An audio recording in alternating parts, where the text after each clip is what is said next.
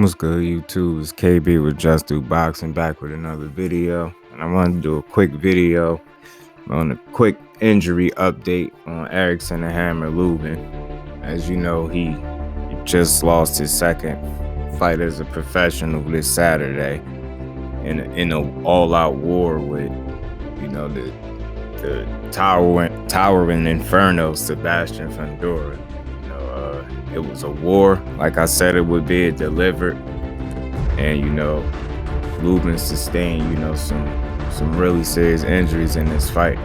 He came into the fight with just the one loss against Jermell Charlo, and now after this loss, he's 24-2, 17 KOs. He's just 26 years old. He's a southpaw, 5'9.5", 74.5-inch reach. Fundora came into this fight, undefeated, 18-0-1. The only draw he had was with Jamonte Clark a couple years back. And, he came into the fight listed at 6'5.5". Some have him listed at 6'6", with an 80-inch reach. This kid is 24 years old himself. He's very young. But, Lubin had a mountain to climb, and he fought a very courageous fight. He was tough. He showed a lot of heart, a lot of grit. He never gave up, but in my opinion, he fought the wrong style of fight. He came into this fight as the better boxer, and he just didn't fight like that. He didn't show it. He spent too much time fighting in the pocket, in my opinion.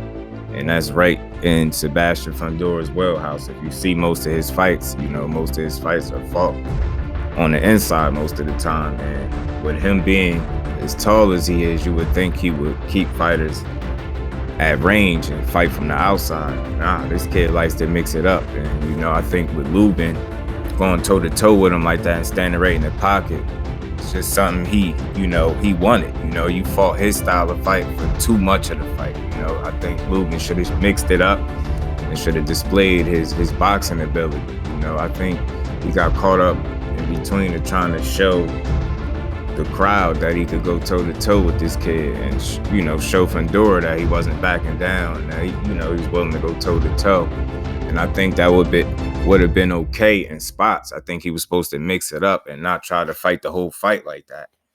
As you see in the video, he was dropped in the second round of the fight, and to his credit, he got back up and he wasn't dropped, for the remainder of the fight. He fought hard, he fought tough, but like I said, he fought on the inside way too long. He just, he's kind of sat behind a high guard and just allowed Fundora to just unload on him at times. And, it's a very dangerous, strategy that he chose to fight. And I think that's what cost him. And I think that's why a big reason why he sustained the injuries he did.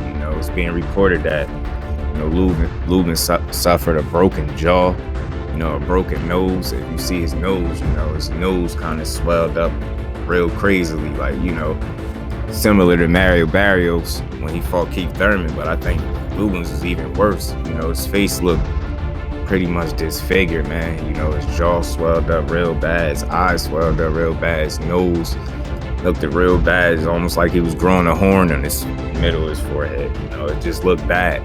He was bleeding out the mouth. His jaw was hanging open. And like I said, to his credit, man, he fought like a real true warrior. He never gave up. And he continued to battle back, and he was able to drop Fundora in the 7th round, where he unloaded a series of punches, and Fundora just had to go to a knee, pretty much broke him down in that 7th round and got a knockdown. And things were looking on the up and up for Lubin, but like I said, he just chose to fight that fight too much on the inside, and Fundora was able to catch him with uppercuts and hooks. He was going around the guard, splitting the guard, like just constantly rocking Lubin's head back, and it just didn't look good. It was a rough fight to watch. It was very exciting, no doubt about it, for the fans, but you just you hate to see any fighter take that kind of punishment like that, knowing that he's so young and he got his career still ahead of him. It just was a bad loss. This, no doubt, this was a much worse loss than what he suffered against Jermell Charlo, because in that fight he didn't take and sustain punishment over a number of rounds. You know what I'm saying? He was caught early with one punch and knocked out. So that's not as bad as getting knocked down and then getting battered and pummeled on for 9 rounds where the fight was stopped, by Kevin Cunningham. His corner stopped the fight due to the damage that he suffered. And some people were mad, and I think it's even a little clip where somebody threw ice at Kevin Cunningham, and I thought that was that was kind of foul. He definitely shouldn't have did it. Kevin Cunningham was just doing his job. I mean, in this particular case, he had to save Lubin from himself because Lubin wasn't giving up. He just was going to keep fighting and fighting. And, like I said, he already suffered enough injuries in the fight. You just didn't want to see him take one too many blows. And I understand the stoppage. I think it came at the right time. Some could argue could have stopped it even sooner than that, because Lubin, like I said, Lubin's jaw was hanging wide open. And it's being reported that his jaw's broken. He suffered a broken nose and a separated shoulder, I believe, in the fight as well. So I don't think it would have been any reason to send him out there again in the 10th round or whatever, just, to suffer more damage. I just didn't see the point in that. I think he stopped it, like I said, to save his fighter, which people should have been prepared for, because Kevin Cunningham, I mean, from what you can obviously see, and I've watched him coach fighters throughout the years, he cares for his fighters. If he see you hurt, he getting you out of there. He's not waiting, for one punch too many. You know what I'm saying? And I think he did a great job calling the fight when he did, and big salute to Fundora for, having an engine and recovering well after being knocked down in the 7th and, and getting a stoppage in the 9th. This kid throws a lot of punches. Lubin was at a major height disadvantage, as you could see in the clip in the face-off. I mean, the odds were stacked against him. He was the better boxer, but like I said, he just didn't show that Saturday night, and he chose to fight the wrong kind of fight for too much of the fight, which sitting in the pocket, I think, ultimately, allowed Fundora to rip him with uppercuts. And like I said, sitting behind that high guard, he started to split the high guard and come around the high guard, and it just was a bad look for Lubin all around, But I'm wishing him a speedy recovery, you know what I'm saying? You hate to see a fighter, get pummeled like that and suffer those type of injuries. Such a young fighter, he's only 26. He's gonna need some time, no doubt, to heal. And, it remains to be seen where he goes from here. But no doubt about it, he definitely has to heal before he does anything. He's so close to getting a rematch, potentially, possibly, with Jermell Charlo. And I guess that wasn't meant to be, So I think back to the drawing board for Lubin. It's only his 2nd loss. This was a bad loss, so I think he's going to take some time to heal and recover. I think he'll get back at it, man. He's still young.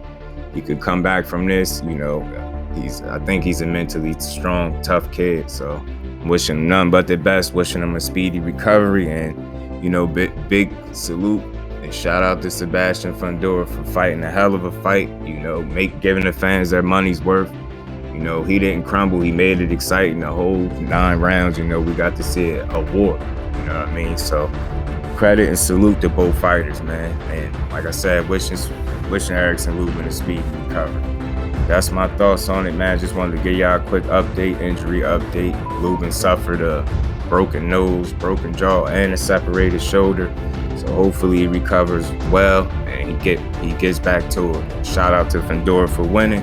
So y'all get in the comment section, man. Let me know what y'all think about these injuries. Let me know what y'all think of where does Lubin go from here, and who do y'all want to see Fundora up against next, Y'all want to see him against the winner of Charlo and Castano? Let me know. And get in that comment section as always, and let me know if I gave Sebastian Fundora and Erickson the Hammer Lubin their just due, because that's what I do over here, just do boxing. Until the next one, I'm out. Peace.